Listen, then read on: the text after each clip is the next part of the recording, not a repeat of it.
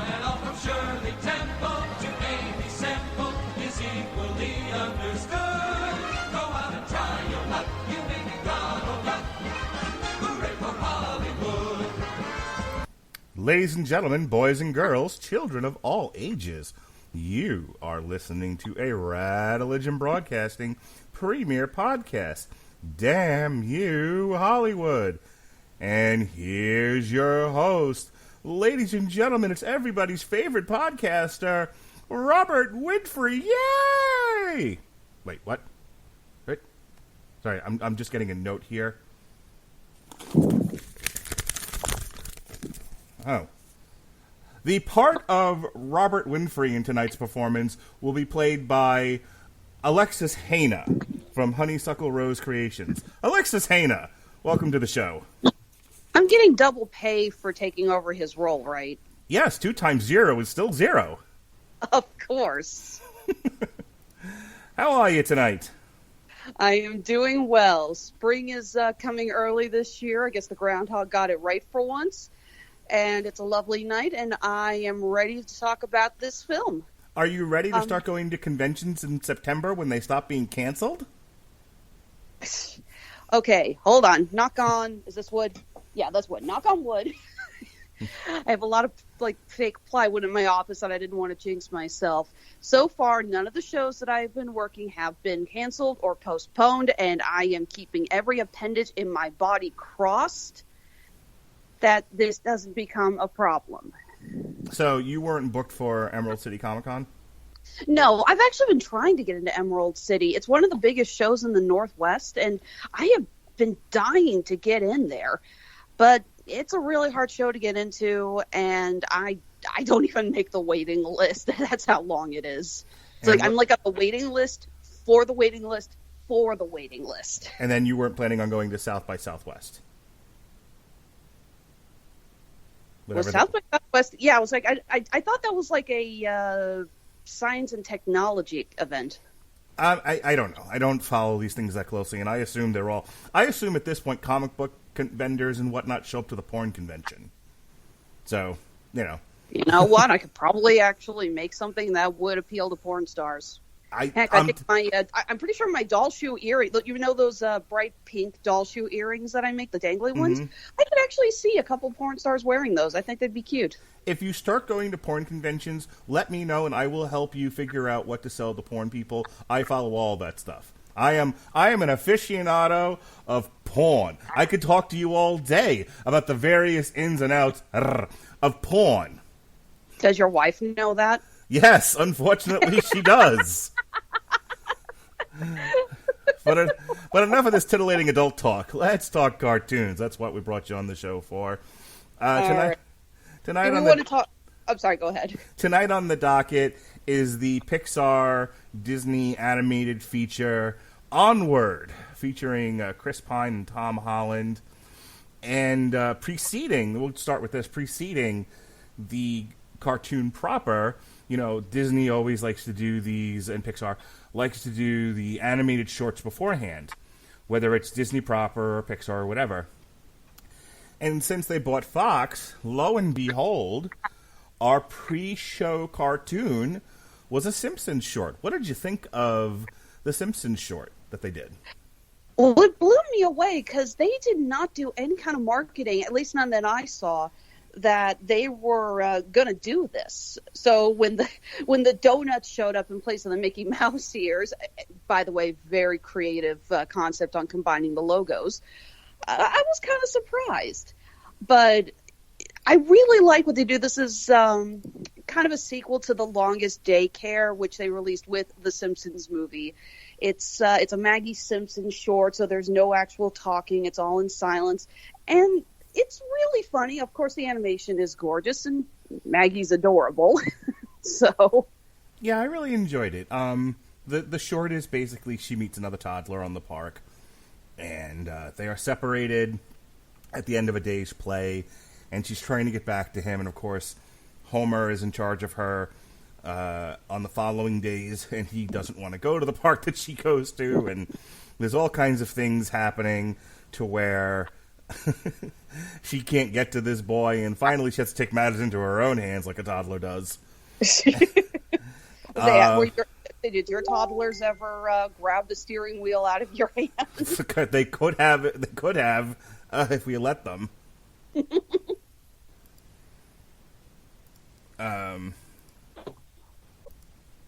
So yeah, I thought the short was super adorable. My favorite part of it is when she's tried to get back to the kid, and she's in her crib, and her efforts have failed, and so she's got the speaking spell just going why. Oh my god, I died. That was so brilliant. Yes, it was. What was your favorite part of the short? Well, definitely the speaking side, but I think I also just liked how Meg just chucked the burrito into Homer's face, just like, you know what, Dad, screw you. My other favorite bit was the train. It's just like, they kind of a Casablanca kind of a thing. It's like the train's just kind of taking off, and he's like, whoa, wait for baby. And she just throws herself on the ground, and all is lost. She'll never see him again, and the pan backwards, and you just see it's a small loop. Exactly. It was like they're going for a fair to remember, and then it's like, oh, wait, never mind. I'm sorry. I'm kind of sad now. Why? I just wish Robert were here. I miss him so much. I like recording with you. It's not that. It's just the show's not the same without Robert Winfree. Robert, if you can hear me, let's let me know that you're okay.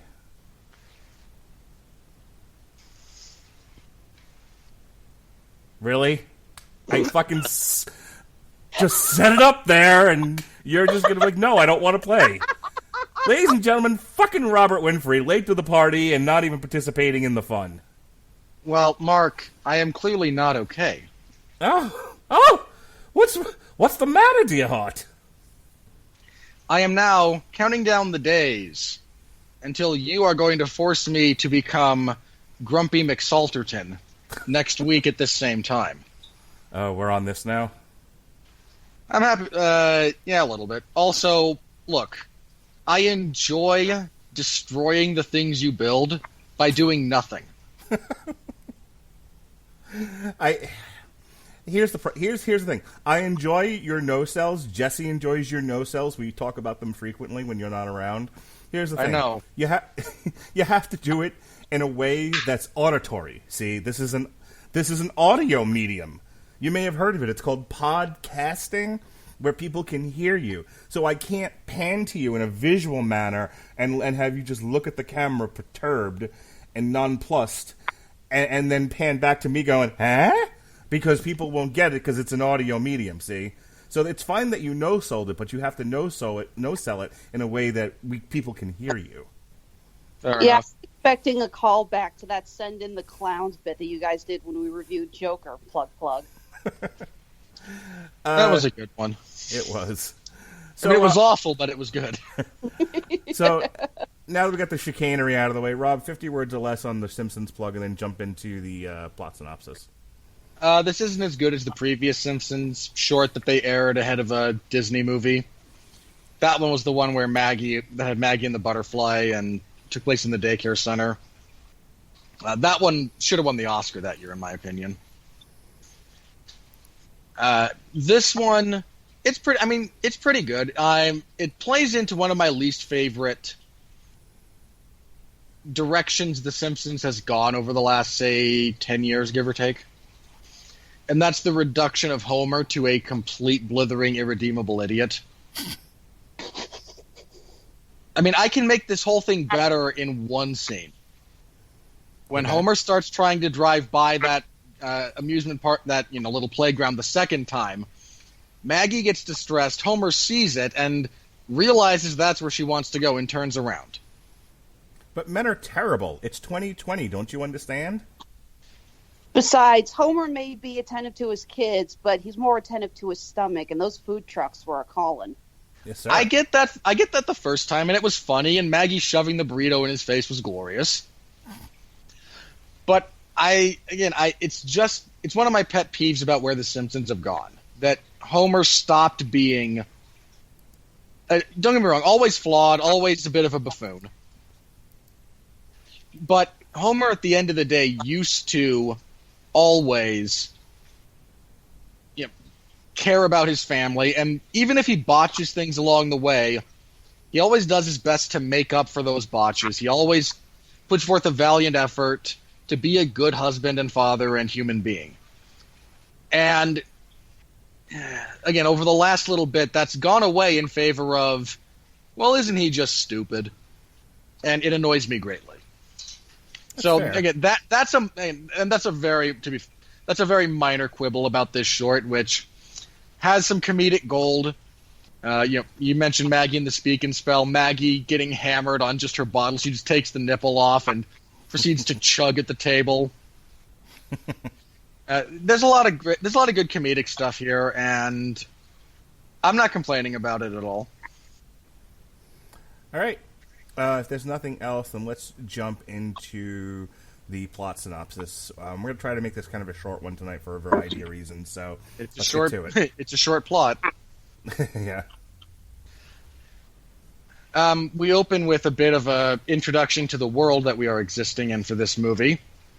It's a world inhabited by all your favorite magical creatures, but over time, magic fell out of favor and style because it's just hard. And electricity, while also hard, is much easier. And contemporary society has overtaken a world full of elves, trolls, goblins, hobgoblins, centaurs, minotaurs, manticores. Look, the Dungeons and Dragons 5th edition monster manual is in full display here. They're just set in a modern kind of setting. Our primary characters are, first and foremost, Ian. These are elves. This is Ian Lightfoot. His older brother, Barley. Their mother, Laurel. Those are our three primary protagonists. We're introduced to Ian on his 16th birthday. We learn through both dialogue and then some flashbacks and whatnot that his father passed away before he was born due to some unspecified illness. Barley only has a couple of memories of him that he talks about. And in elf culture, apparently 16 is when you become a man or woman or whatever. Barley is done with high school, so I imagine, based on some of the photos and whatnot, he's probably somewhere between 18 and 20, give or take, and is a pretty stereotypical post-high school, pre-college loser. He still lives at home. He thinks too much about their equivalent of Dungeons and Dragons. He has a crappy van, etc. And we learn that Ian's a bit of a pushover and a bit of an introvert and is trying to get over these things, and his mother gives him a belated birthday present from his deceased father, who tapped into some of the ancient magic and was able to come up with a spell that would allow him to come back and visit the land of the living again for a period of 24 hours. Magic hasn't really been a thing in a long time, but Barley, being an enormous nerd, and I mean that in both his physical sense and his nerddom sense, he's fat, does kind of know enough about magic to kind of get things going. And it turns out Ian, in fact, has a bit of the gift of magic. He accidentally starts the spell, but due to not really knowing what he's doing, it aborts halfway through, leaving only the father's lower half in the world. From the belt down, purple socks and loafers and all.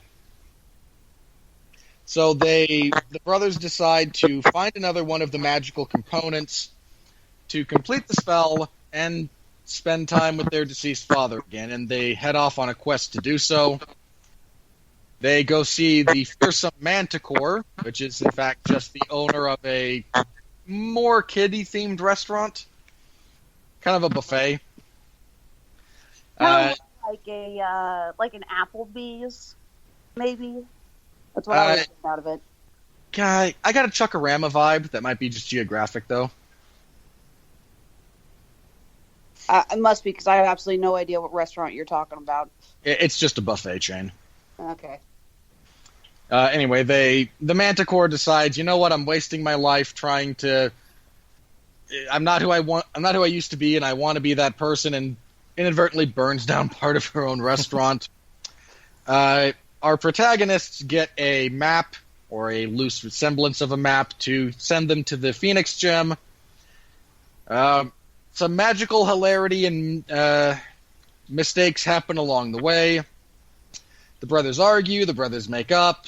Ian learns to drive appropriately. Well, appropriately might be a bit of a stretch, but he learns to drive.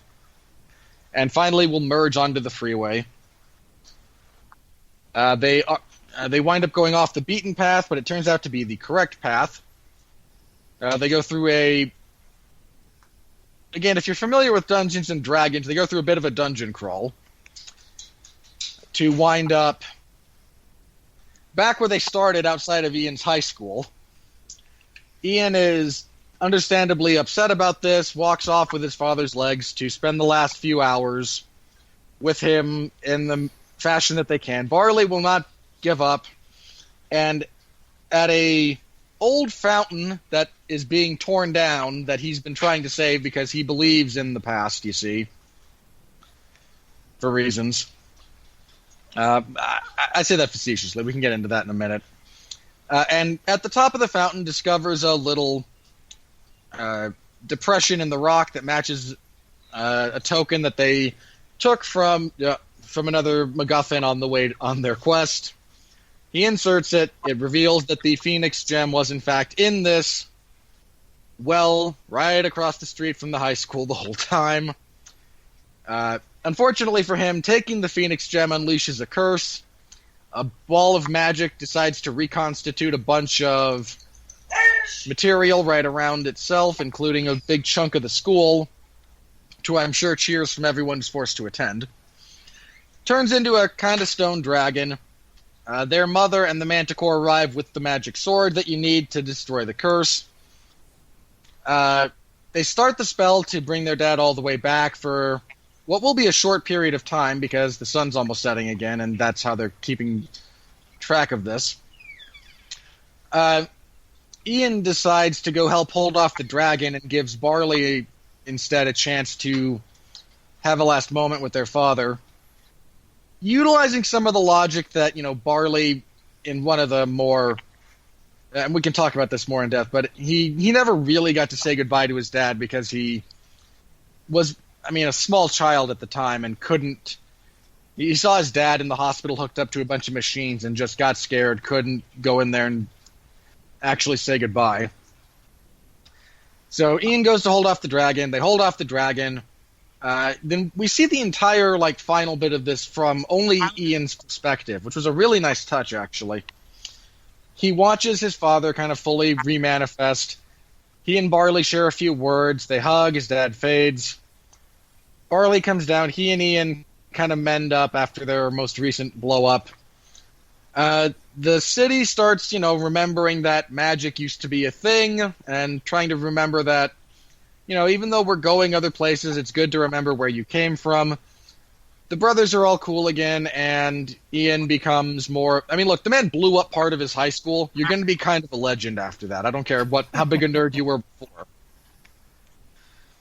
And again, as magic starts filtering back into their world, they resume their existence, and we fade to black. There's a lot of stuff I brushed over there. And this is a Pixar movie, so a lot of the magic doesn't actually come from the plot structure so much as nuance and performance and animation and all that good stuff. So, Mark, let's break this down. You saw this. Apparently, this kind of wrecked your wife. What do you want to talk? What do you want to talk about, good, bad, or otherwise? Let me.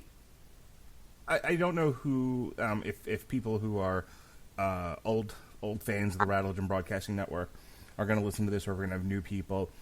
So for some, this might be a repeat. For some, this might be new information. And I really don't want to make a thing of it, but I can't tell one part of this story without dealing with a particular elephant in the room. I still have cancer, still dealing with it, currently getting treatment for it. But the treatment is sometimes worse than the actual disease.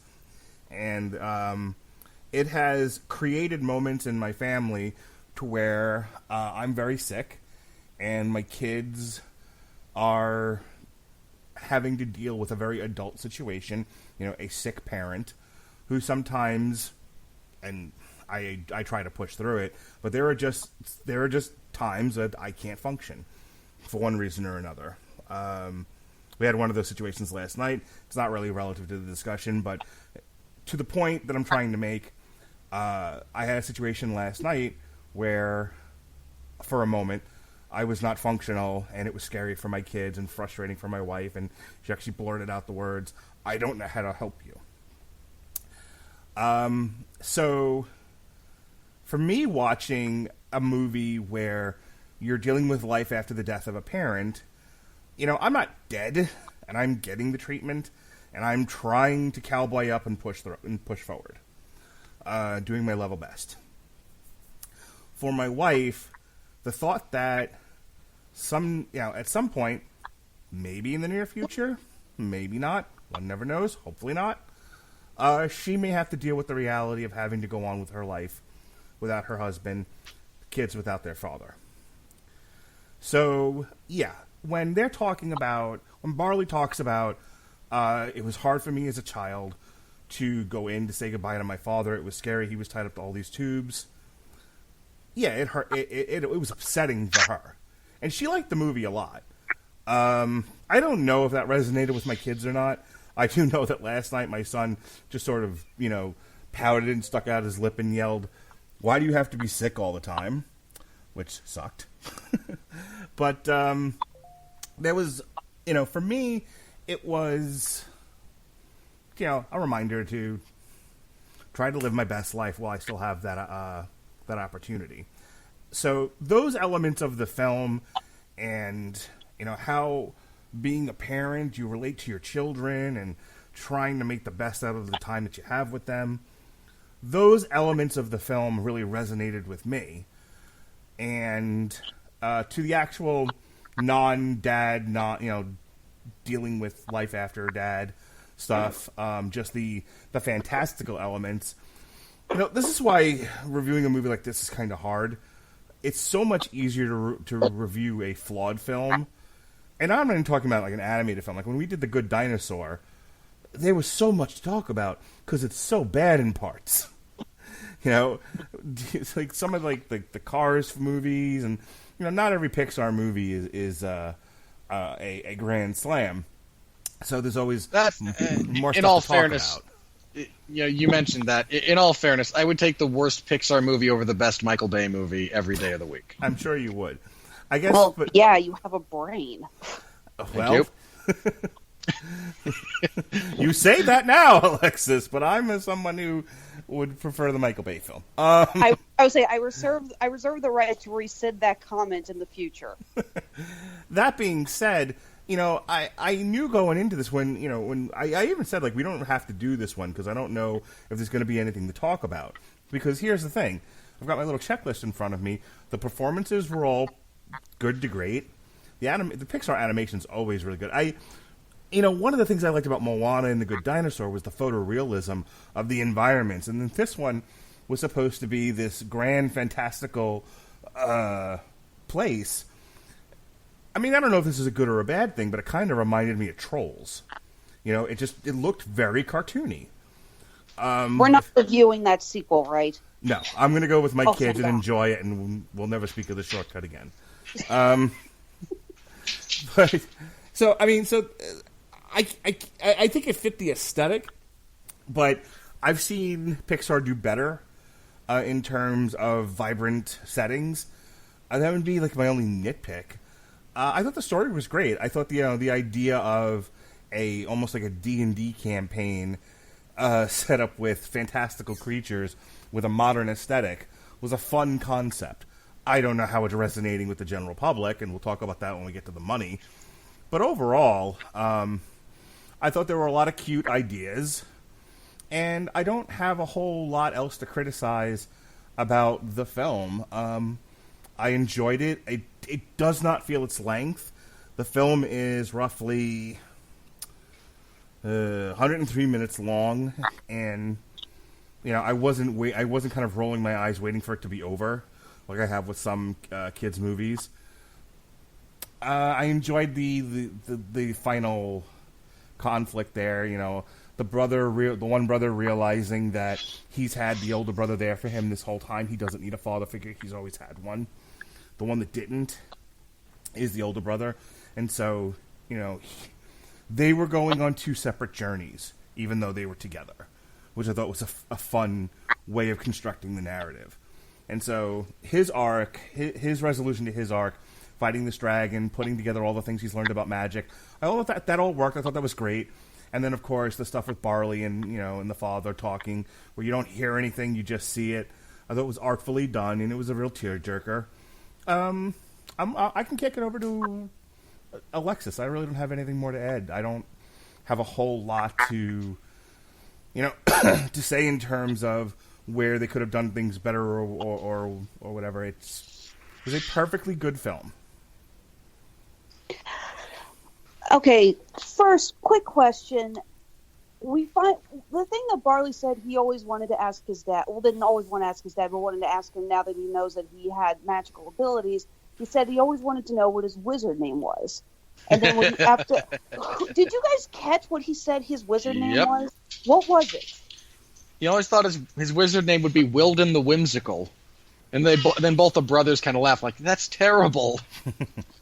Okay, I asked because I took my aunt and my younger cousin to go see this, and this isn't the first time we've all gone to see a family film or a kid's film. It's not the first time we've had 1 million little kids in the theater, but sweet jumping chili bean, these kids did not want to shut up. That's unfortunate. I have never been in a and I've been to hundreds of movies, and I've been to several where there's a little kid in the back who won't stop crying or won't stop bugging their parent or won't stop asking questions. Yeah, I get that. You go see a family film, it's part of the course. This is the first time I have been to theater, and it's like, okay, apparently every single little child here has made a pact with Satan, and they are going to talk constantly and not let any of us hear any of the dialogue. That's unfortunate. Yes, because when we left the theater, my aunt pulled me aside and she said, "What did he say his wizard name was?" And I said, "I don't know. I couldn't hear it." And we're like, "That's the one line we wanted to hear." Anyway, this movie was definitely made with D&Ders in heart. I mean, for God's sakes, there's a part where they get chased by a gelatinous cube.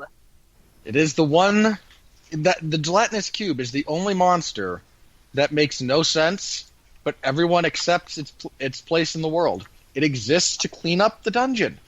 Because if you ever find yourself in a 10 by 10 corridor and it's spotless, it's either behind you or in front of you. And if it's in front of you, there's something coming up behind you that'll shove you into it.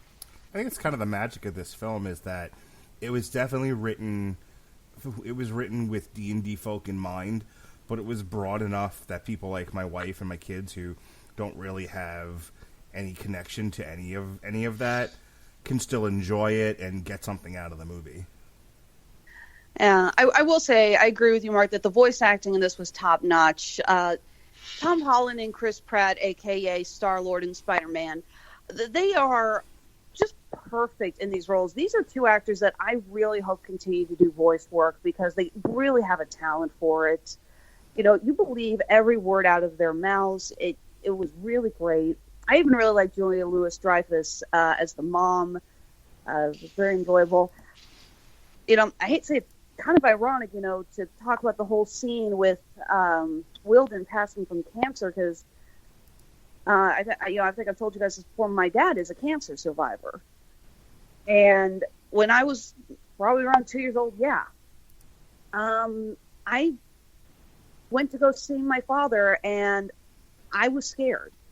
I mean, I don't even remember this. My parents told me I couldn't look at him because he was hooked up to all the tubes. And thank God my father is still alive today, putting up with me and my younger sister. But that scene did really hit me because I just thought to myself, oh my God, that could have been me. I could have had the one where I was too scared to say goodbye to my father, so I definitely choked back a few tears on that. But strangely enough, I felt that this film was a little lacking as a Pixar film. Something about it, it just felt more like a DreamWorks animated film. It was good. It was very sweet. It had some really great touching moments, and of course, Pixar animation is always stellar. But I walked away thinking about all the other films that we attribute to Pixar, Up and Toy Story and A Bug's Life and WALL-E and Ratatouille, and I thought this was a good movie, but it just doesn't feel like it should be in the same circle as previous Pixar films. Maybe I'm crazy. No, I agree with you, but I wanted to talk about that for a second.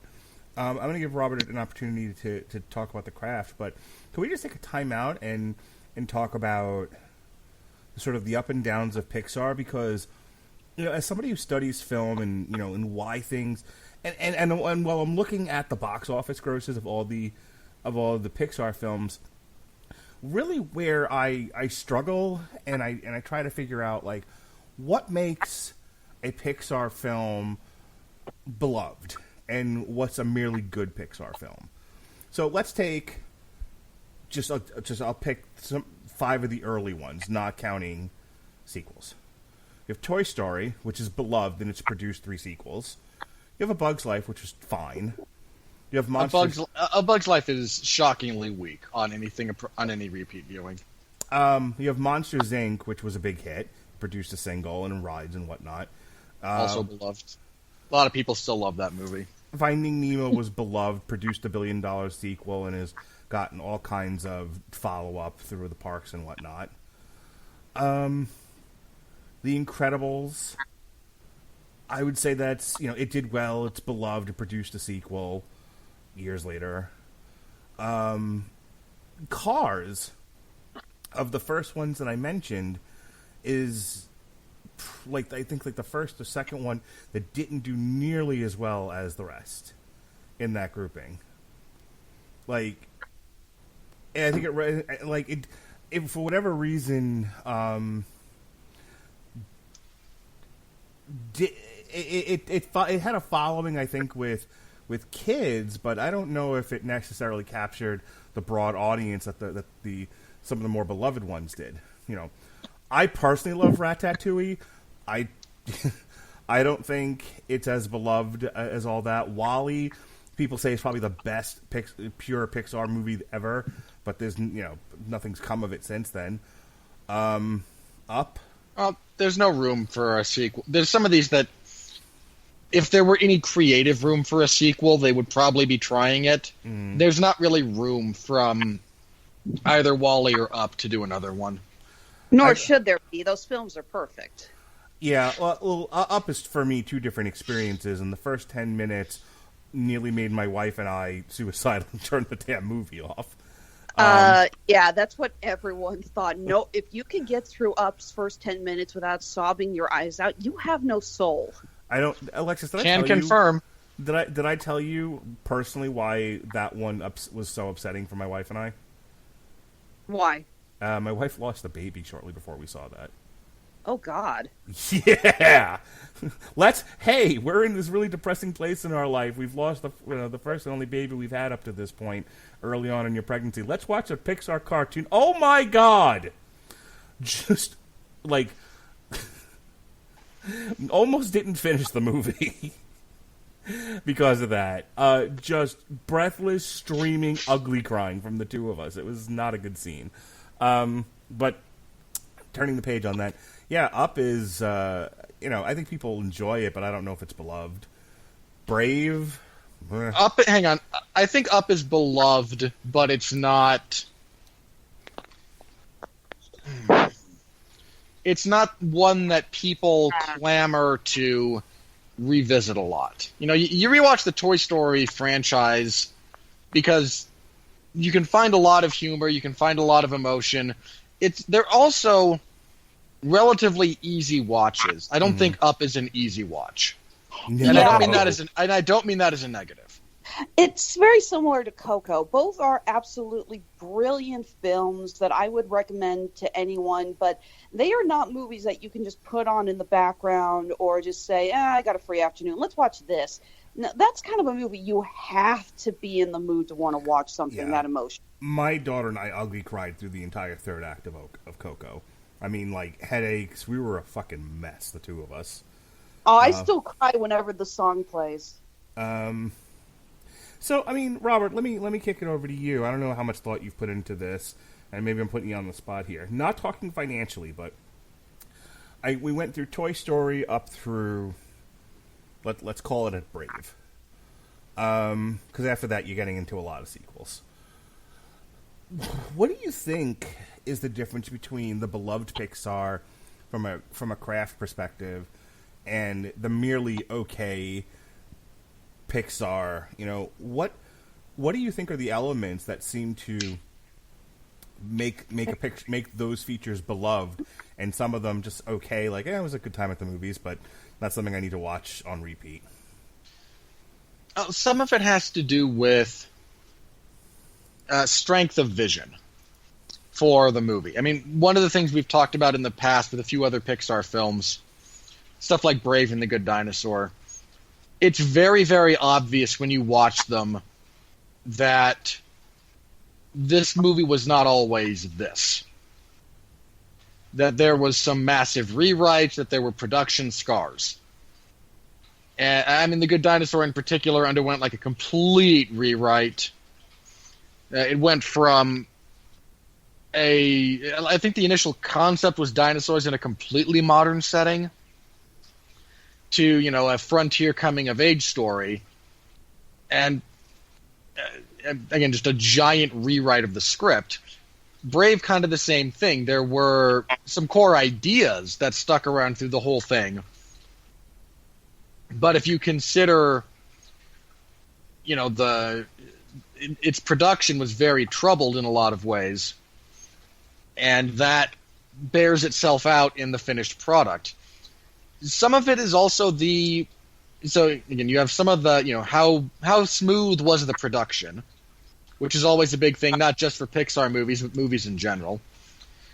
The people involved, just, you know, how is the strength of their vision? How is the execution of their vision? And I think one of the other things we talk about a lot is, you know, who is this movie for? And I don't just mean, in the case of Pixar, I'm not just talking about what's the demographic we're trying to hit, but who is this movie going to resonate with? Right. In the case of Toy Story, the answer's everyone. Sure. For a fairly specific reason. You're talking about, okay, anyone who's ever played with a toy will be able to empathize with this story in one way or another. And you're the younger you are, maybe the easier that is, but even if you're older, you remember the toys you played with as a kid. Maybe not every one of them, but I guarantee you one or two. Mm-hmm. I think you could say the same thing about, like, Monsters, Inc., you know. Yeah. We were all children. Mm-hmm. You know, we all had the monster in the closet. I was going to go with nighttime anxiety, but yes. Tomato. What do you think is the big resonance with Finding Nemo? I think there's two. Finding Nemo. How do I say this? Let me properly organize my thought here. Well, I think part of what made Finding Nemo so amazing was the animation. Water animation is ridiculously hard to do. I have actually, you know, done a bit of underwater style animation when I was in college, and I can tell you that it looked like garbage. I mean, look, if you want to know how hard water animation is, look at Dolph Lundgren's hair in the Aquaman movie. That movie had like a, you know, $800 million budget and still couldn't get it right. It's a hard thing. So yeah, I think the animation, it's very brightly colored. Finding Nemo. Finding Nemo also is able to hit two demographics rather easily. One, small children who will empathize with Nemo and then will laugh at Dory because, oh, she's so wacky. And Finding Nemo also deals with, you know, every parent's worst nightmare. Yeah, sure. So you've got parents bringing their kids to see a movie that will speak to the parents on one level and the kids on a fun surface level. Right. Like, I can see why Ratatouille doesn't appeal to everybody. First of all, like, I love it. It's one of my favorite Pixar films, but that's because I'm a huge foodie. So you and me both, Mark. Ratatouille is actually my all-time favorite Pixar film. I remember the first time I watched it, and I was like, they got the texture of scalding soup right. Oh, my God! I was just blown away. but I can see why that doesn't have, especially with kids, why that one doesn't have, like, wide appeal. Same thing with WALL-E. From what I understand, adults really like WALL-E. Kids are like, meh. I think I think the thing with WALL-E, it loses kids in the first half because there's no dialogue. Yeah. And even if kids don't understand the dialogue, they like to hear language. So, even if they don't get the gag, they know that people are talking. And the first half of WALL-E is just, it is brilliant storytelling, but it's not very appealing to, smaller children. Right. You need a slightly more sophisticated sense of, film and yourself to really get some of the absolute beauty of WALL-E. Kids come around to WALL-E in the second half when they get on the spaceship, and things are more brightly colored.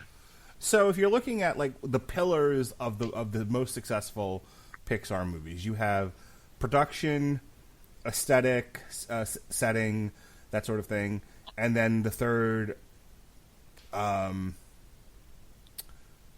appeal, I guess would be the word I would use. Yeah, you say who is this for? Which audience? Audience resonance. Audience. I mean, resonance. if you look at Brave as another example, who is Brave for? If you take it at a story level, I think the best way I heard that described was Brave is a movie that is designed to resonate with mothers and daughters. Right. Not just women, but mothers and daughters specifically. And to be fair to that movie, I think it does that. Some, not, but and I was thinking about that. Like, I remember when my daughter saw it the first time. For all of her girliness in some areas, she has me as a father, and we raised her to the degree that we were comfortable with, somewhat gender neutral. In her infancy, we gave her toys. They weren't girl toys or boy toys; they were just toys, and we were like, play with the thing that interests you. The fact that she gravitated early on to like Disney princess stuff was a function of her own firing of synapses and personality development, and not something we really pushed on her, considering I'm the dad who dressed her in camouflage, skirts and dresses and whatnot. So it definitely wasn't something I was pushing. And so I think for a lot of kids, in some ways, in some ways I think it's geared to women and girls. But even then, a certain kind of woman and girl, not necessarily all of them, because some don't want to ride on horses and shoot arrows. Some aren't longing to be Mulan kind of had the same thing going. Some girls don't long to be swinging a sword. Some are perfectly fine being Cinderella. So I think it's a very targeted audience with that one.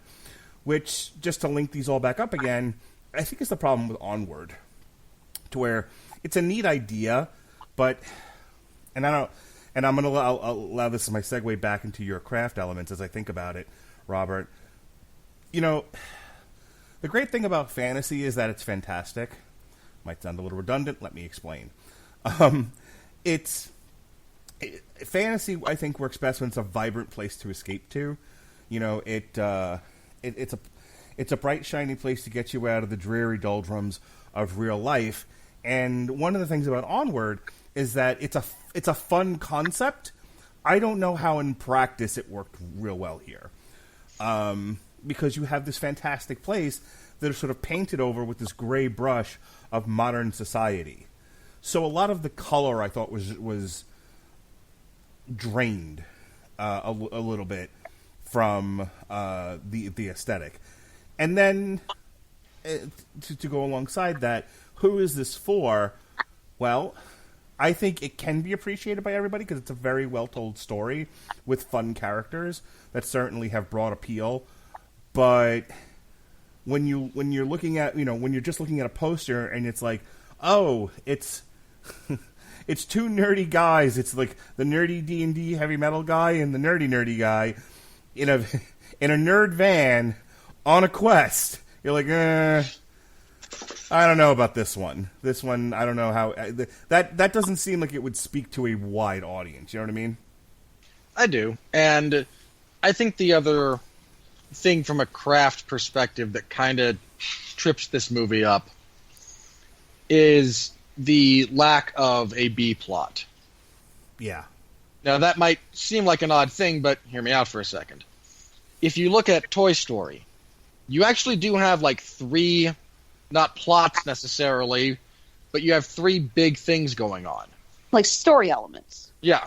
So I'll say plots for the sake, not overall plots, but individual story beats and whatnot. You have Woody being displaced, you have Buzz's delusion, and you have the entire move. And how those three things kind of weave together makes sure that there's always something happening. Even if you look at A Bug's Life, which again I think a weaker entry into the Pixar pantheon, all things considered, you have the grasshoppers and debating whether or not they're even going to return, yet you have what the grasshoppers are doing. You have the princess struggling to become queen. You have the screw-up ant. And you have the circus performers. So you have a bunch of different elements all kind of, again, blending together. And the deadline of the rainy season starting. Yeah. I mean, plus, we're just... Sure, let's take Seven Samurai and make it about bugs. We can work with that. Could be worse. Did you see the Magnificent Seven remake? Yes. About which I would rather rewatch the Seven Samurai anime than watch that movie again. The only thing I got out of that movie was that during the scene, the final fight at the end, when someone got tossed through the saloon window, I leaned into a friend and said, well, it's officially a Western now. Someone got tossed through a window. Yeah. So, point being that I think when you get to some of the weaker entries, I mean, it is part of the problem I think that people have engaging with WALL-E, especially the younger especially small people. I shouldn't say younger as a generational thing. I mean, young people, it's not, again, if you're young, you're going to struggle with WALL-E. Because initially you just have this little robot doing his thing. Then his life gets disrupted. But there's no real, it's the disruption, there's no real, extra thing going on.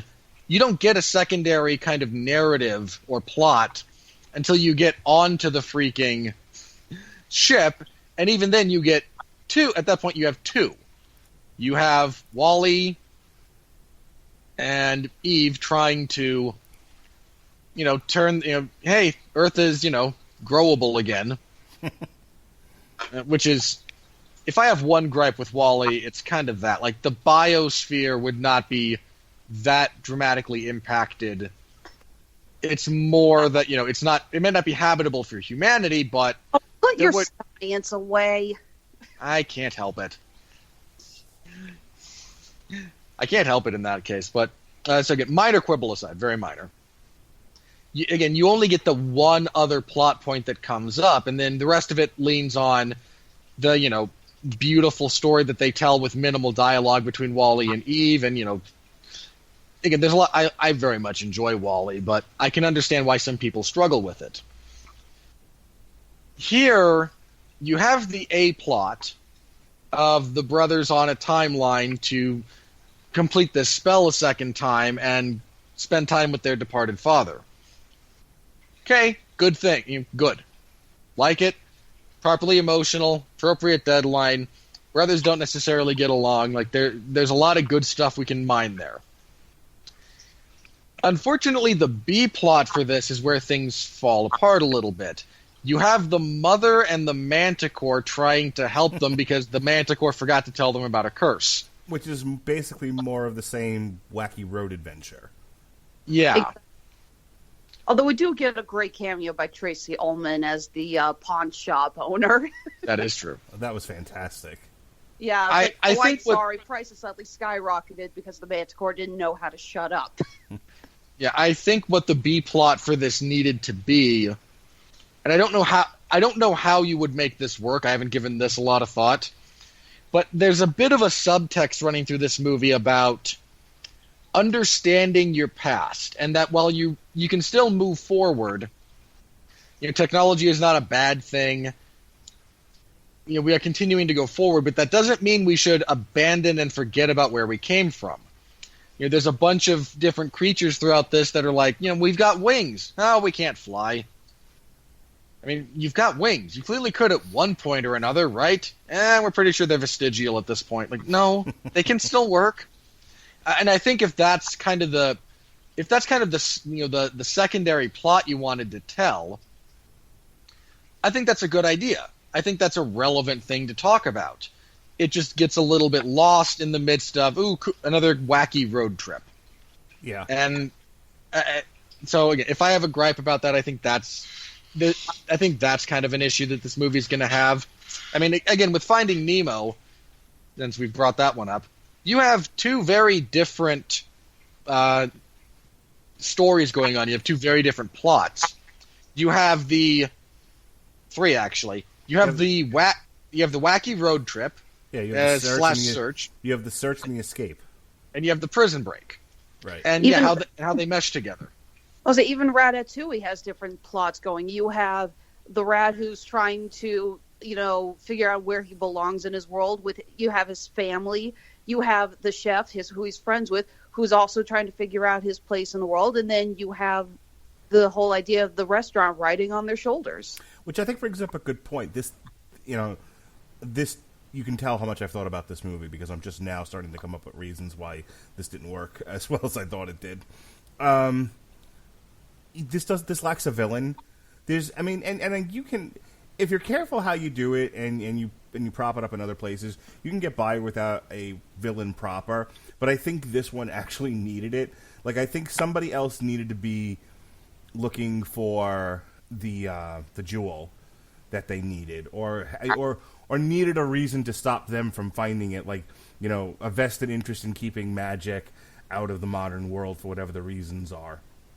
Instead, how about like a city council member who was working harder to tear down the Raven statues and the fountain? We get a hint that the fountain is going to be demolished and Barley's standing up for it because it's part of history. But we see all these other very old elements like the bridge and, again, the Raven statues. Wouldn't it make, how about, like a city council member who was just saying, yeah, we're going to get rid of all this old stuff and put in something that's, a lot easier on us technology-wise. Yeah, I actually think it's a good idea. I think having a representative of the modern world actively trying to keep magic out of it, and seeing the danger. I've got a better idea, I think. Okay. Well, I actually think it's a better idea. All ears. But if you're, again, because I don't think this movie, I think the ticking clock represents a really, it can be enough of a villain in a generalized sense. Well, it's certainly a hurdle. Yeah. I think instead of, maybe a full-on representative of a different position, maybe you've just got an Indiana Jones guy running around going, you're looking for a Phoenix gem for magic. What are you, nuts? That should be studied and preserved. That should be in a museum. Perfect. That also would have been good. Yeah, I do agree with that. I think there did need to be some other mechanism in place, something else for them to overcome apart from the ticking clock. Yeah. I would have even gone for something more with the Manticore. Maybe she's got someone else who's coming after her for destroying the maps or something. Or the cops. What we need is the over-the-top insurance adjuster after the arson. And that's the thing, is they tried to create that with the stepdad, but it's too late in the movie when it happens, and then they don't do anything with it. He has the one bit where they're giving chase, and they're almost caught, and they have to sacrifice the van, which is one of my favorite parts of the movie. Sorry, the tire blowing out, and it sounded like a galloping horse. Great. The unpaid parking tickets flying out and That was all brilliant. Rise to Valhalla playing. And then it's over. It's done after that. And even then they show up at the very end to deal with mayhem in the town square across from the high school, but it's quickly overshadowed by everything, by the fact that a concrete dragon shows up. So what little is done with if you count the stepdad cop as a villain, who it's one of those like Three's Company, if people would only talk to each other type villains, where he's not really a bad guy, he's not really a villain, but it's one of those where he's doing what he thinks is best because he doesn't totally understand the situation. Like, all right, it was hard to root against the stepdad when that's clearly what they wanted, but then they didn't write it harsh enough to really garner that kind of response. It doesn't help that for the record, was he actually married or were they just boyfriend and girlfriend? I just boyfriend and girlfriend at the time. All right, because the truth is that he was mostly just doing what any cop would actually do. He just had another vested interest, so he was able to call the mom and tell her what was going on. But a lot of the things he did, any cop would do. Yeah, and that's the thing. Like I said, he wasn't doing things out of evil or anything else like that. He was doing what made sense to him with the information he had. I'm going to let Robert kind of have the last word here and finish up because we've talked a lot about a lot of different things here during when he was talking about his opinion of the craft elements. So finish up, Robert. I like it generally. Again, I think this is another Pixar movie that is good. I think this one is easy background noise. And I don't mean that as a negative. That's not an easy thing to do for some movies. I liked Chris Pratt more than Tom Holland. Not to say that Tom Holland does a bad job, but Chris Pratt really does kind of knock this one out of the park. This is the only thing I've ever heard or seen Julia Louis-Dreyfus in that I didn't want to, curb stomp her. So kudos for that, I guess.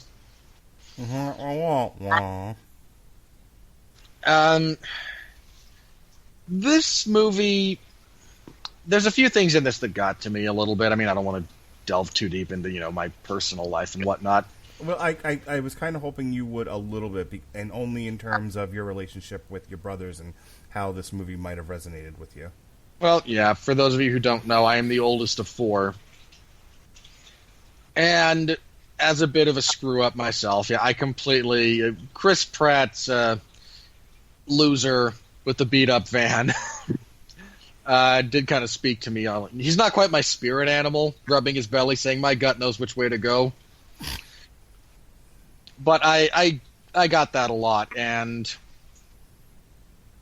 his bit about not being able to say goodbye to his father. If you've had anyone, I think, in your life who was in even remotely that position, you will all be able to kind of empathize with his, fear and his stance on that and whatnot. And that includes me. My grandfather passed away a few years ago from complications due to cancer, basically. And I think I only got to see him in the hospital maybe twice. And, one of those being the last time, so I didn't have that same regret. But on kind of a, it's kind of a generalized point, I do get that. So there's things of this that speak to me that will speak maybe somewhat uniquely to the fraternal relationship. And I mean, I don't know. I think you're an only child, right, Mark? Technically, yes. My mother had a daughter with another man before she met my dad and before I was born. So I have a half-sister who lives in France. Okay, fair enough. So, I mean, you were raised as an only child, and that comes across very, very clearly. Fuck you and my wife. Hey, I was raised as an only child too. My little sister's adopted, and they didn't adopt her until I moved out of the house. No, it's not that. It's the comment of I come across like an only child because I have had to hear that from my wife and my mother-in-law. Let's see, I'm married 11, going to be 11 years in October. 11 years. So. Hey, look, I constantly tell my parents they should have stopped at 1. Apparently, there's something And about actually, there's something about my personality that just screams only child. I mean, look, I've made that joke about, again, in the presence of my parents, and when actually my late grandfather once, when I made the joke, kind of looked over at my mom and went, "Can you imagine this guy is an only child?"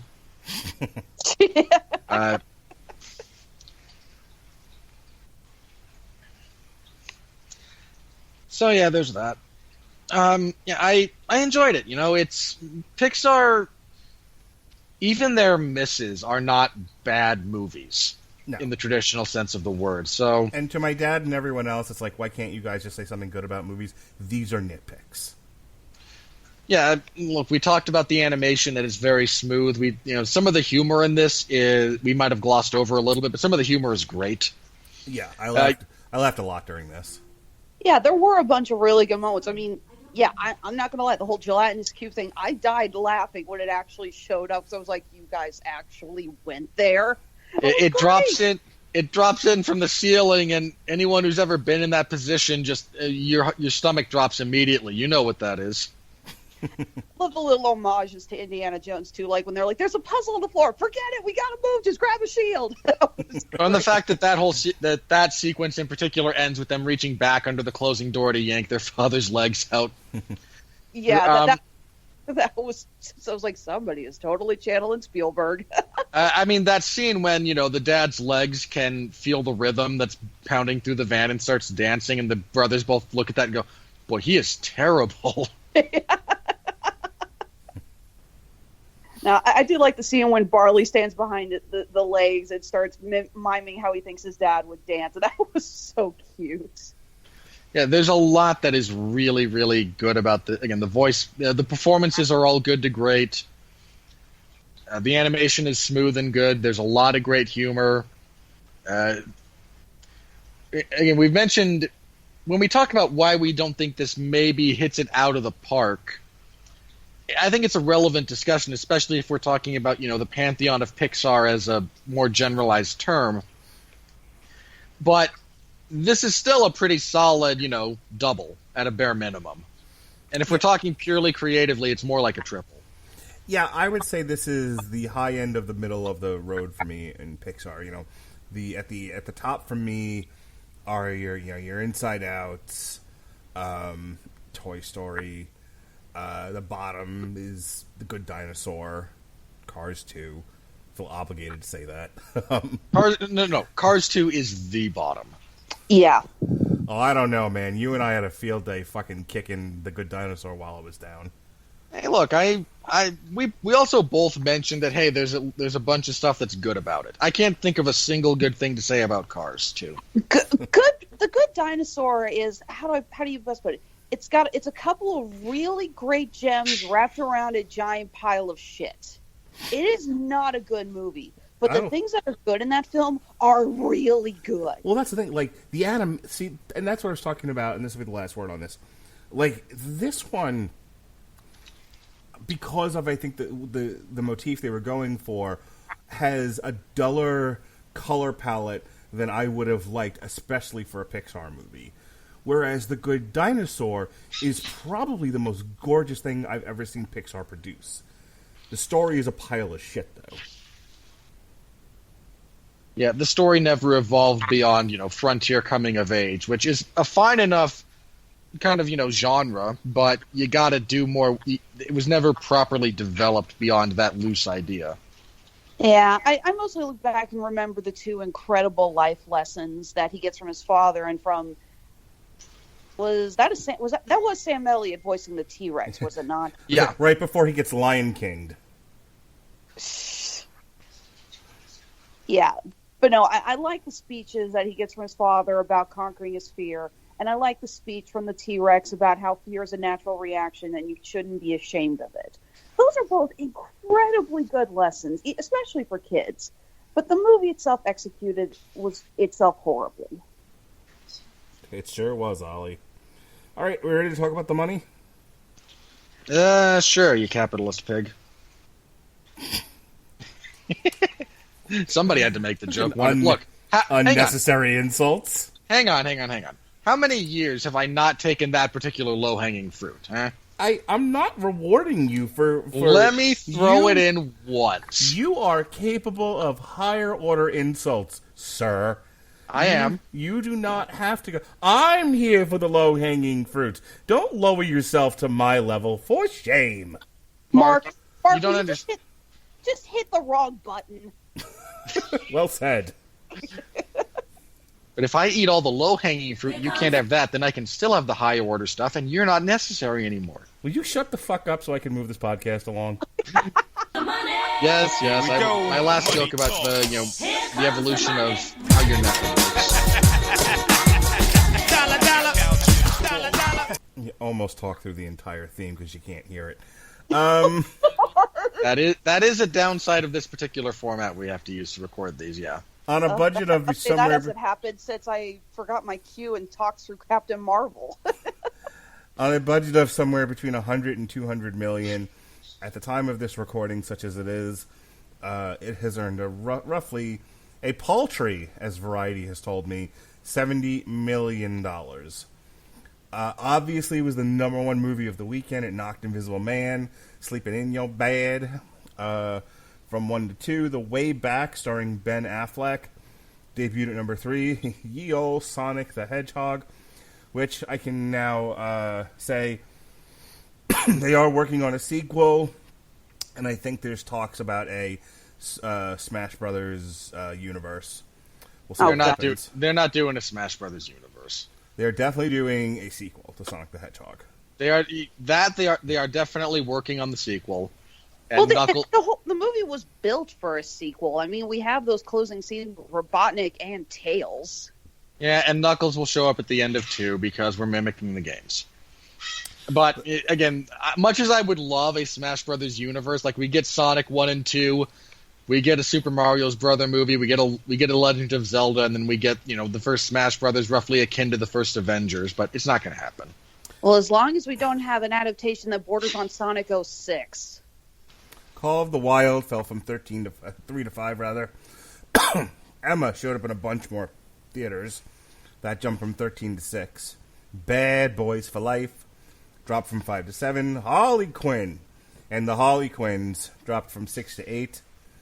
Impractical Jokers, sure, dropped from 7 to 9. My Hero Academia 4 to 10. 1917 8 to 11. Juman Jai 11 to 12. Brahms the Boy 2. 9 to 13. Fantasy Island 10 to 14. Oh, that poor movie. Parasite 12 to 15. Portrait of a lady on fire, yeah, 17 to 16. Baggy 3 debuted at 17. The Gentleman 14 to 18. Doolittle 16 to 19, and finally The Photograph 15 to 20. Where we stand for the year. Bad Boy still holding on, clutching it ever so close to its heart at number 1 with 450 million. It's not going to be there in 3 months. Well, obviously. Sonic eking its way up there at almost 300 million. It's at 295 now. Doolittle 221. Harley Quinn, the Harley Quinns. Hang on, can we seriously talk for just 1 second about how Birds of Prey has been out for, a month and a half now? Mm-hmm. Not even 200 million worldwide? Yeah, well, if men didn't hate all women, the movie would have done better. And Be sure to check out our review of it. Plug. I am just suddenly, immediately again reminded of how much of the low-hanging fruit you go after. Low-hanging? I don't even climb the tree. I try to pull it off the bushes. You, sir, are a coprophage. You go for the fruit that's so low it's already on the ground and decomposing. You go for the fruit that's been digested. You two better cut this out. I may start to like it. The Gentleman at 110 million. Don't threaten me with a good time, sir. 102 million. The Call of the Wild, 100 million, and then God, everything after that is just. Well, Onward number 8 at 70. Tanahashi at 52 million. Tolo Tolo at 50 and change. Can we just talk? If we're going to talk about the depressed box office right now, we're going to have to talk about the elephant in the room.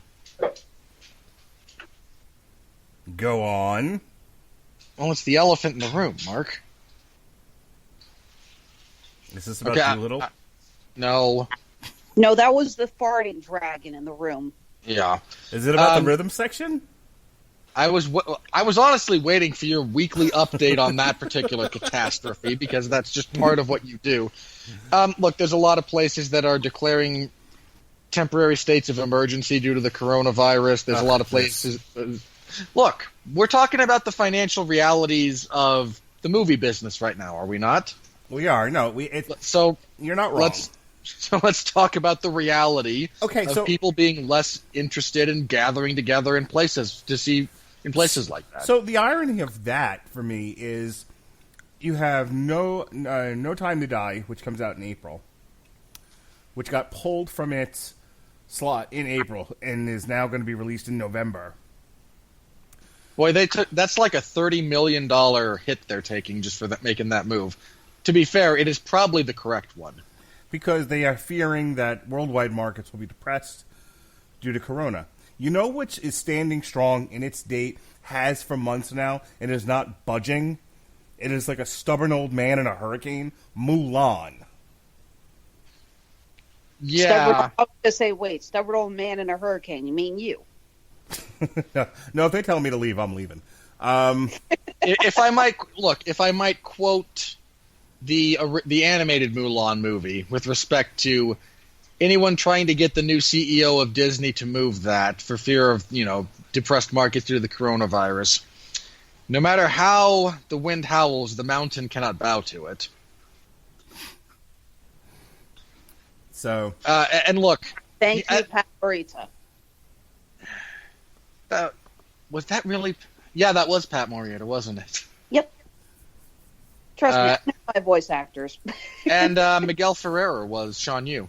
Yes, he was. Great cast in that movie all the way around. Oh, well, for God's sakes, it has George Takei as the elder ancestor ghost. I mean, come on, that's true. Awesome. Here's the other thing about, and here's the other kind of sad reality about Disney and Mulan. I don't think Disney cares if it bombs. I mean, to be fair, if it really bombs, they'll have a problem. If it makes $400 million, when under ideal circumstances it would make double or triple that, they won't care. They just won't care. Disney can afford to be stubborn about this, and unless China, here's the only thing that would cause them to alter that, I think. If the country of China declares a serious, martial law kind of emergency between now and then, that would get them to do it. As it currently stands, I don't think that they've reached that point yet. All right. Well, Onward being a children's film really only has to deal with other family films that are coming out in the next month for it to eat into its, other than the coronavirus, for it to eat into its box office. And next don't forget, Pixar does have another film coming out this year. Which also doesn't look like it's going to go well, and I don't know who it was made for. I want to see it. I think the trailer looks amazing. I don't know. Hang on, what's their other one? Soul. Oh, Soul. Yeah, Mark, hold on. Mark, that movie is made for you. I know, but I'm not going to pay $1 billion for it. That's more my point. Don't get me wrong. I'm not saying I don't want to see it, and I know that movie was made for me. I don't see how that has any kind of mass appeal. So, normally with Pixar, if you've got, let's say, one, Inside Out, you might get one WALL-E in the same year if they release two. One they know is going to be a smash, and then one they know it's going to be middling. And that's fine. You know why? You know what I think will work for Soul? And this is a weird thing. But, let's take Tyler Perry movies, right? Do we have to? For the purposes of discussion about the point I'm going to bring up, yes. Tyler Perry movies make money in only one market. Only one. They only make money in the United States. And then primarily only amongst the black community. But they see them a lot. They go back to those movies a lot. If Soul is able to find that same kind of resonance, it doesn't need to be a hit everywhere. If enough people see it multiple times, they'll be perfectly happy with that. It also the benefit of being a summer movie, so you'll have camps of kids going, that sort of thing. Yeah. For the purposes of time, next week there's no competition for Onward. Your wide movies are I Still Believe, which is a music, drama, romance. You've got The Hunt, which is the delayed movie where you have liberals shooting conservatives. I seriously want to know who thought that movie was a good idea. Because Blumhouse, there's apparently. Blumhouse doesn't care. I just love all the people saying that they delayed it because they didn't realize how much people were going to be against the politics of it, and everyone else was like, "That's why no other studio would take the movie." Yeah, I mean this in all sincerity. I don't know why they thought that was a good idea, and I really don't think that if you've seen the marketing campaign for that thing recently, they're trying to go, no, it's a comedy. No, they're not. No, it isn't. Yeah, they are. No, I didn't mean to disagree with you. I mean, come on.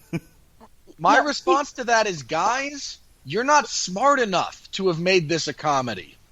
Yeah, if you guys actually want to see a good version of the source material, go see The Greatest Game with Ice-T. That was actually a really good movie. Surviving the Game. Surviving the Game, thank you. It's the source material is called The Greatest Game. I always Source material is called The Most Dangerous Game. You sure? I thought it was The Greatest Game. Most Dangerous. 100%. Okay. Then I am an idiot, but either way, the Ice-T movie is good. Go see that and skip The Hunt. Dude, that has such a great cast. You have Ice-T, Rutger Hauer, Gary Busey, John C. McGinley. Yeah, when we did Judgment Night, I got into a kick of watching 90s action movies, and I watched that right after. All right, then the other movie we have coming up this weekend, which we'll be reviewing on source material, which we were reviewing on source material and Damn You Hollywood. Much to Robert Winfree's chagrin, don't be too grumpy. By the way, you be an appropriate level of animated with your grumpiness, or you and I are going to have problems. There's a very real part of me that wants to see how uncomfortable I can make you. Okay, as I told Alexis off air, if you hit me, I will hit back. Dude, when I get grumpy, I want you to hit me.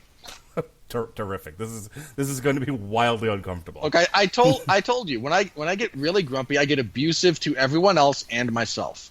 Yes, I heard your 411 Mania podcast.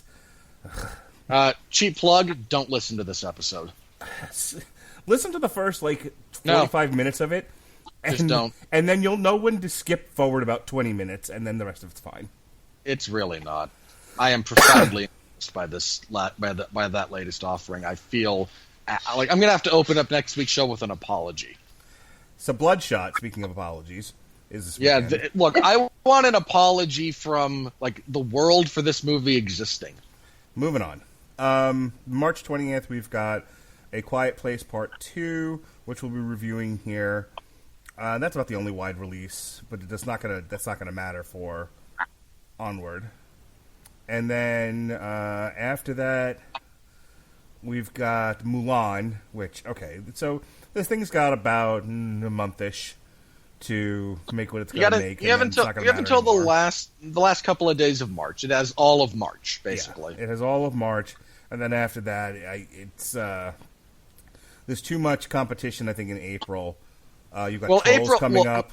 Yeah, Trolls World Tour is what's going to be that's going to be when Onward's done, is when that drops. As bad as that movie is going to be, and good lord, it's going to be terrible. Trolls World Tour, we're not going to talk about it here because I'm not that sadistic, but it looks fantastic. I can't wait to see that with my kids. Look, if you and your children are going to have a good time with that giant pile of bedazzled fecal matter, It's go Thanos for it. Quest with with rock music. Like, Yeah, and they're not going to have the balls to let Thanos win. Who gives a shit? Like he should. Oh, are Dude, you rock listen rock to James music Corden forever. saying, "Let the dogs out." Listen, man. It was a Trolls World Tour. Feels like they reached in. There's like they knew that I wouldn't go see the first one, and they reached into my mind using various rays and waves, and they were like, "What kind of movie do we need to make to get Mark Radulich to overly commit the way he does on certain things he gets stuck on to see a Trolls movie, since he adamantly refused to see the first one? He likes metal. Make that the villain." And they fucking hooked me, man. That was a dude giving out free hits on the corner, and I ate it all up. Oh my goodness! I saw the first trailer for Trolls World Tour a couple of months ago, and I looked at my wife and I'm like, I'm so in. That looks amazing. Yeah, I watched the trailer and I went, boy, this really sucks. And then I thought about it for half a second and went, oh God, Mark's going to make me watch that, isn't he? And on that note,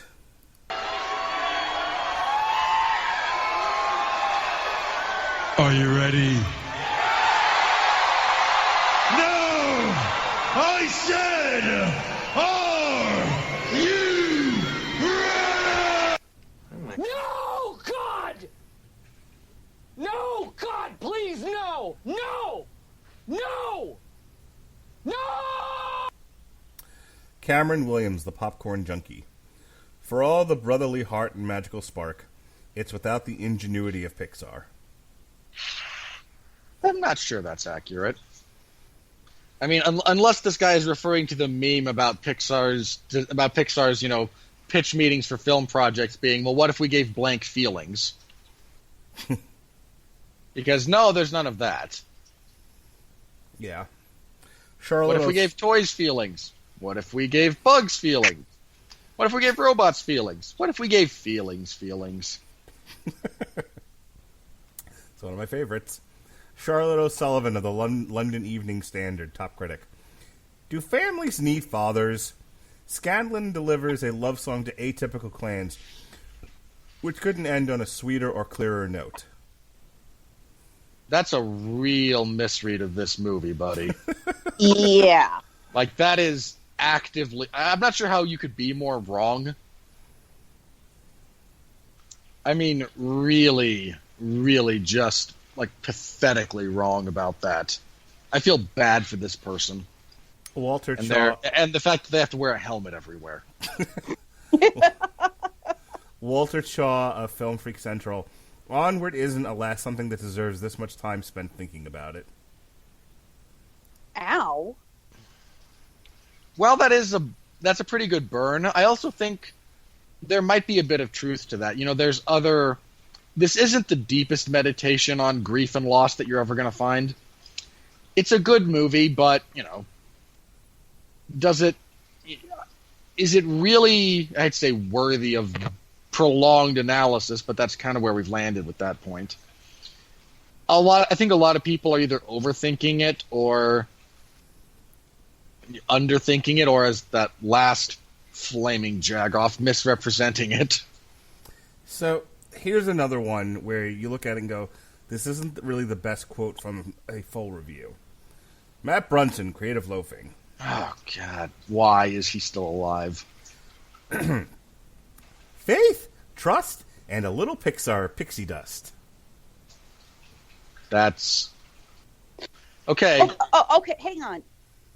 Do you submit which blurb you want to have taken out for Rotten Tomatoes, or is there an algorithm on the website that they pick it?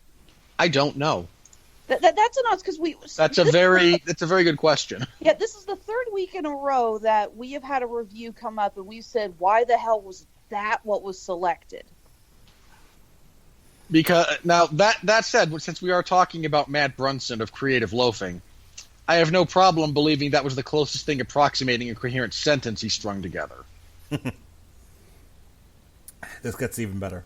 James Vonnier of Boston Herald. completely derivative and uninspired.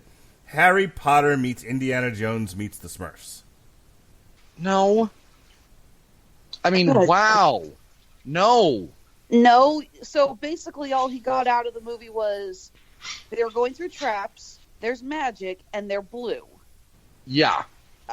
Congratulations, buddy. You have the mind and attention span of a 5-year-old. No, that the sounds like 5-year-old something you come up with was from able the to. trailer. The 5-year-old did better with the film. 3-year-old. There you go.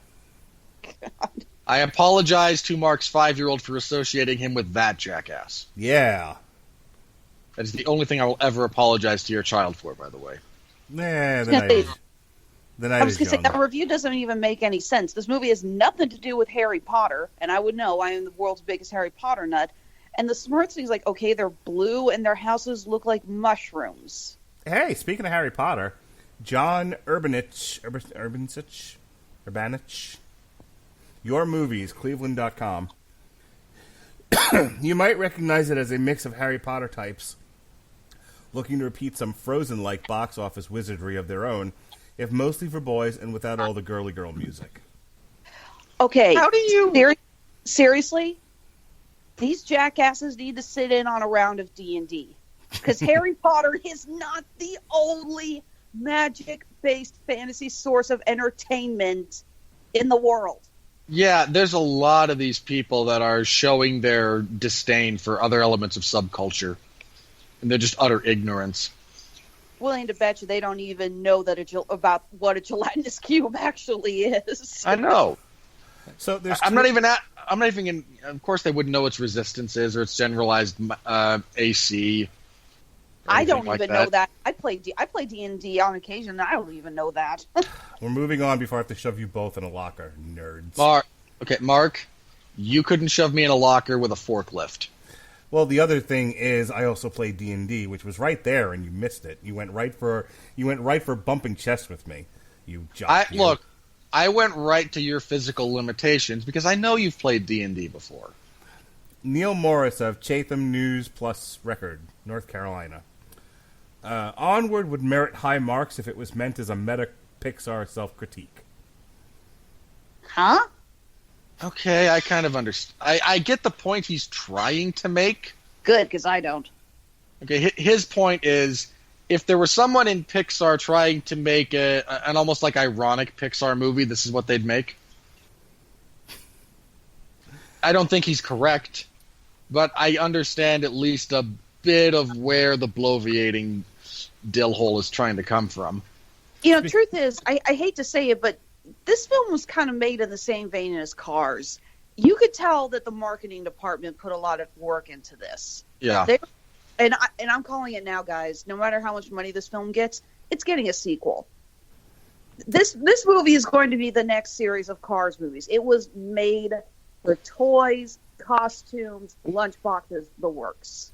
Robert and I have talked about how you can't just keep making animated movies for girls and just like, well, the boys have Marvel and Star Wars. Like that doesn't work. You have to split up the direction of some of these movies, or you're going to lose the boys entirely. But you're going to lose them to other companies. I think the big thing when you try to make, animated movies for boys like this, they can be done and they can be wildly successful. The reality is, I don't think anyone has really figured out the formula for it yet. So when they hit... No, they did. It was called Sonic. No. I mean, Sonic's fine. But, I mean, look, if we're going to talk about this, let's talk about Disney's first, real success in the boys' marketplace. Cars. No. Aladdin. Did Aladdin come before The Lion King? Yes. Okay, so Aladdin. Aladdin also had a very strong female component to it.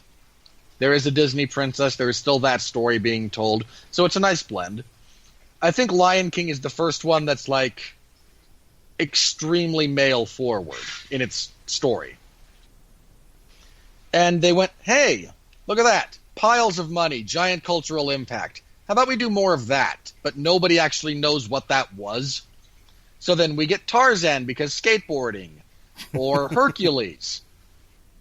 Make fun of the skateboarding and Tarzan all you want. I'm blown away by how great the animation was, and then the blending of the 2D with the 3D of the vines. Oh, there's so much. From a technical standpoint, Tarzan is excellent. Yeah. From a narrative standpoint and a financial standpoint, not really at all. Right, And Hercules was kind of a middling success. So I think Onward represents, another stab at, an animated movie for the more male and masculine audience. Again, Yeah, I don't think Hercules. I would say Hercules gets a soft spot for having one of the absolute best Disney villains of all time. dude, James Woods is just the man. Still is. I'm sorry, James. You know that he loves that role so much that anytime they want to record it for a TV show or a video game or whatever, he's like, "Yes, I'll do it." That's his favorite role of all time. Right, the last one here, and then because I got a call tonight, Dominic Griffin of Spectrum Culture, and I'm ending on this one in particular just because this is going to generate another conversation. So this is it. If Disney wants brownie points for gesturing in the direction of acknowledging the existence of homosexuality, they should make an effort to tell and highlight more diverse stories. Okay, I knew it. hang on. I knew someone was going to bring that up. Okay, I know why this guy writes for this particular outlet, because he is definitely on the spectrum. You moron.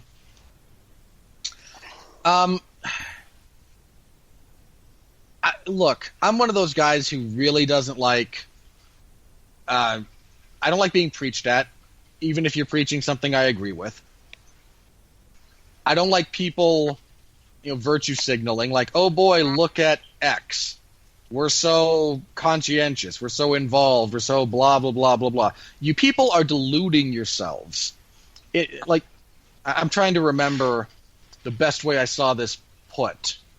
Like, we live in a world where companies pretend to be socially conscious, so people who pretend to hate capitalism will buy their stuff.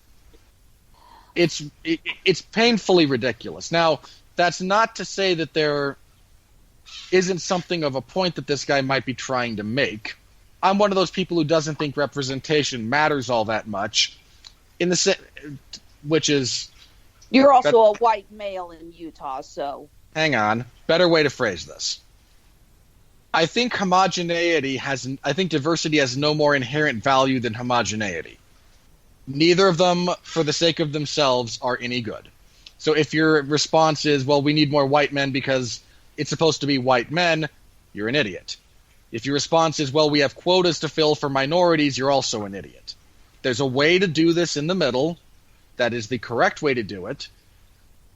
And just too many people try to take shortcuts about trying to figure it out. For what it's worth, I liked what they did in the movie, mostly because I didn't notice it, which is how it should be.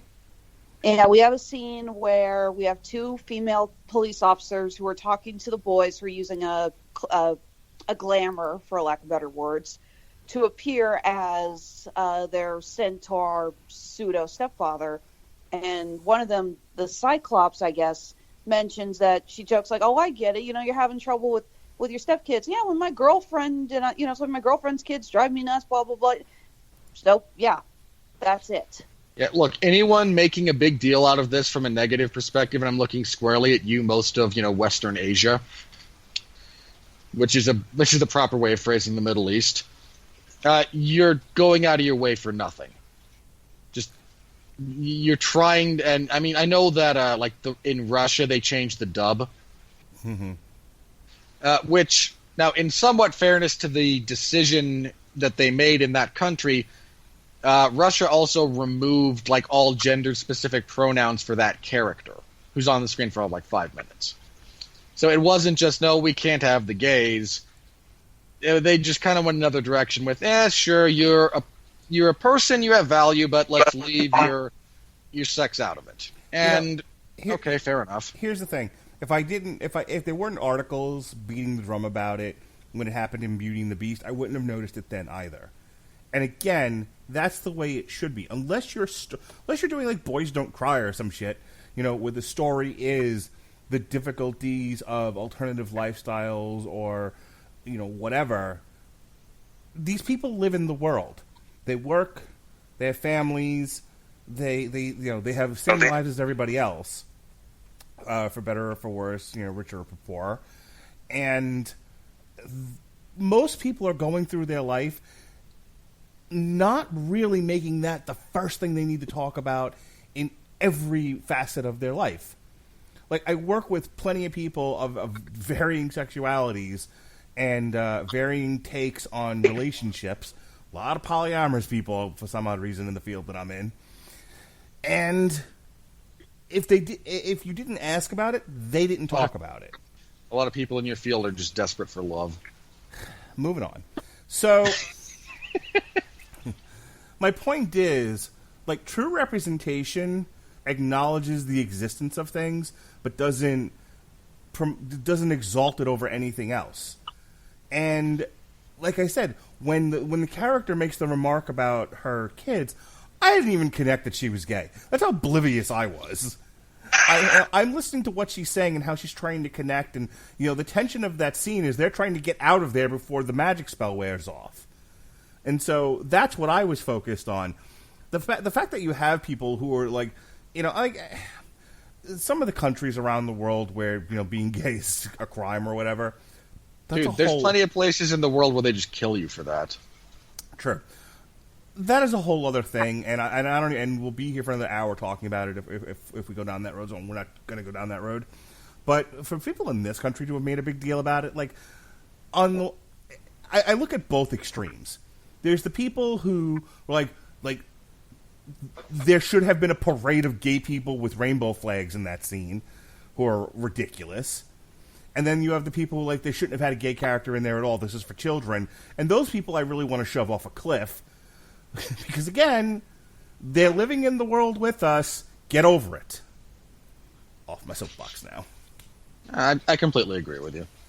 The scene itself was fine. The focus of it was mostly on the two brothers and the fact that it was revealed that the younger one thinks his older brother is a screw-up. Yes, and that's my point. You should have been focused on that, and that's what I was focused on. That's why I missed it. My wife is the one that pointed it out to me, and I was like, wait, she did what now? I honestly only paid attention to it because I've been bombarded on Facebook with articles about it, and they all had the picture of that Cyclops cop. Yeah. So when she showed up, I was like, oh, here we go. I saw that after the fact. The people who are going to wind up getting that Cyclops tattooed on them as some kind of grand statement, or they're out there. You just know they're out there. There are people who are going to do that. Yeah, they're not going to vote, thank God. So, not wrong. All right, that we're going to call it there. Yesterday, myself, Alexis, and Jesse re-reviewed Harley and Ivy Meet Betty and Veronica, and a good time was had by all. Tomorrow night, Body Counts in the house. Plus, we'll do a review of Elimination Chamber. And then Thursday, David Wright will come down from the Canadian office and we'll review Harley Quinn, the animated series, first 13 episodes. I, in theory, will be on the 401 on Wrestling with Larry Zonka, reviewing the 18th anniversary Ring of Honor show on Friday. I guess you'll hear that whenever he releases the episode. And then, theoretically, on Saturday, we'll be doing boxing coverage for Shakur Stevenson versus Miguel Mariaga. Last week, we had a TV party for Super Showdown, October Faction, the comic, and the show, Five Finger Death Punch Fate, and then you heard all three of us on The Invisible Man Sleeping in Your Bed. And then on Saturday, myself and Robert Winfree attempted to call what was presumably a fight, theoretically, by definition, Yoel Romero versus Israel Adesanya. But at least the girls had a good fight, so there's that. Alexis, Hejna, sell some shit.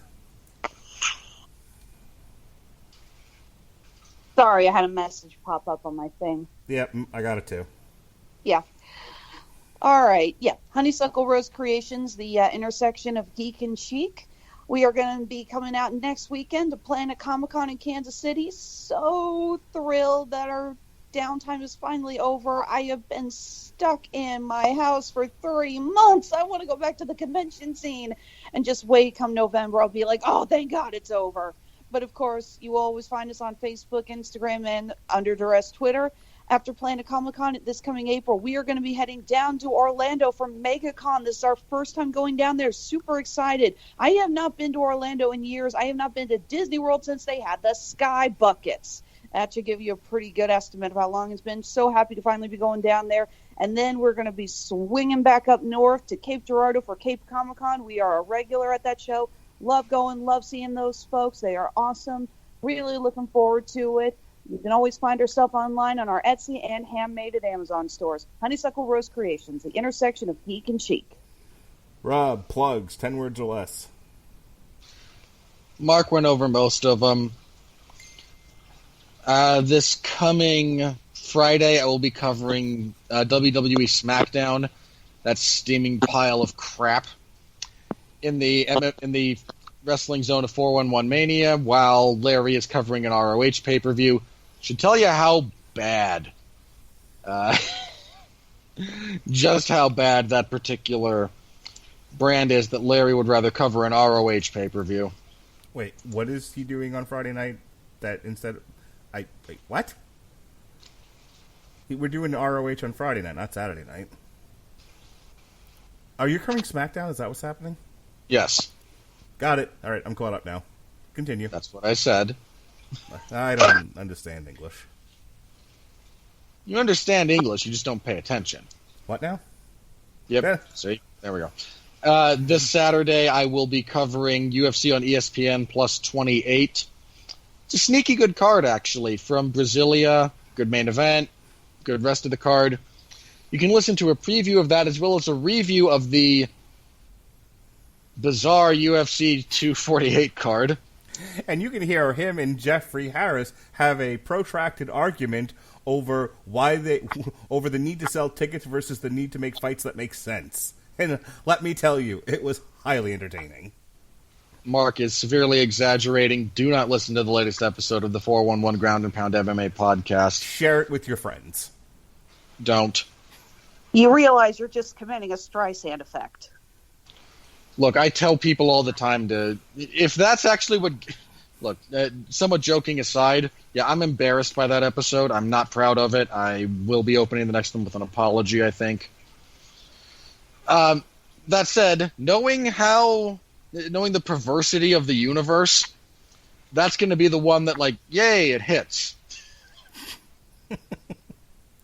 Because who knows what actually lands. Your next show where you guys don't argue like that, it's going to massively disappoint people.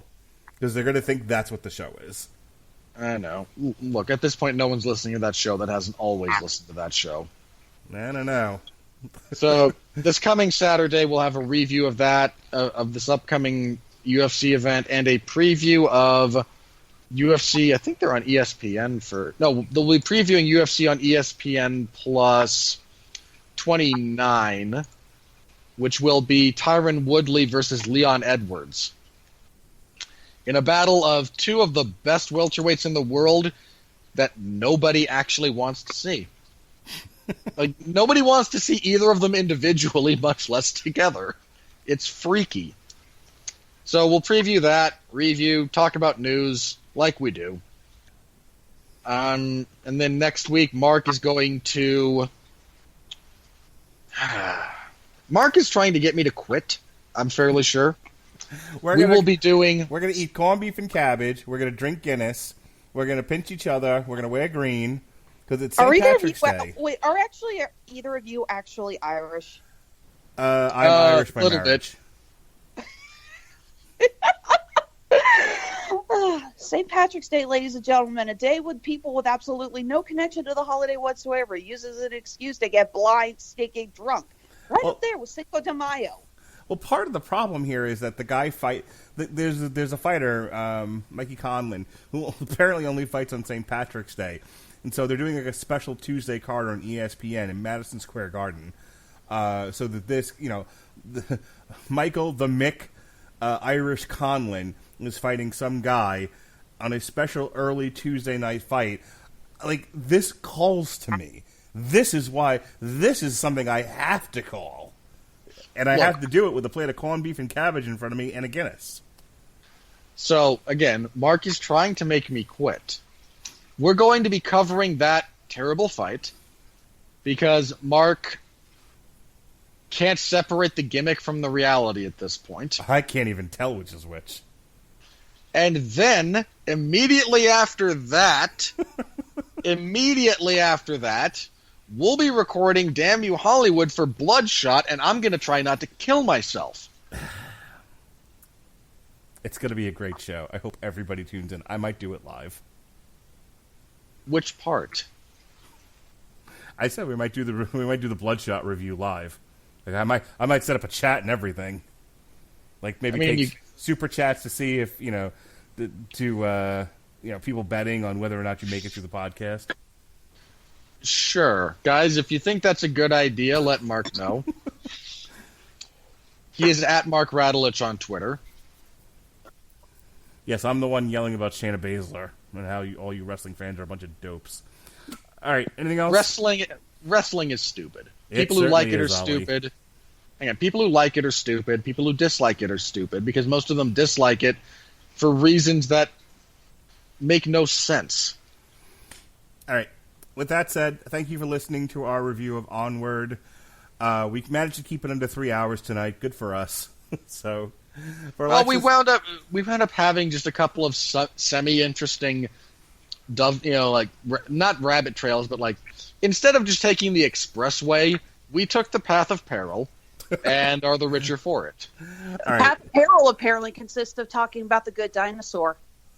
It's And Pixar's, successes and stumbles, which I think is a somewhat relevant discussion to have at the moment. So, you know. this one isn't exactly setting the world on fire. Coronavirus is. And on that note, for Alexis Hejna of Honeysuckle Rose Creations, and for Robert Winfree of any damn podcast he chooses, he mostly chooses not, this has been Damn You Hollywood. Be well, be safe, and behave.